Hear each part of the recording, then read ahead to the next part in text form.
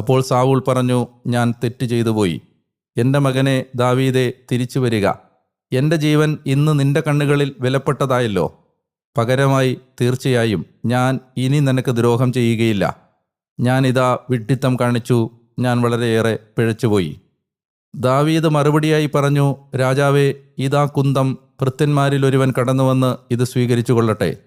ഒരുവൻ്റെ നീതിയും വിശ്വസ്തതയും തന്നെയാണ് കർത്താവ് അവന് തിരികെ കൊടുക്കുന്നത്. അതുകൊണ്ടാണ് ഇന്ന് കർത്താവ് നിന്നെ എൻ്റെ കയ്യിൽ തന്നിട്ടും കർത്താവിൻ്റെ അഭിഷിക്തനെതിരെ കൈനീട്ടാൻ ഞാൻ മുതിരാതിരുന്നത്. ഇതാ ഇന്ന് എൻ്റെ കണ്ണുകളിൽ നിന്റെ ജീവൻ അമൂല്യമായിരുന്നതുപോലെ കർത്തൃനയനങ്ങളിൽ എൻ്റെ ജീവനും അമൂല്യമായിരിക്കട്ടെ.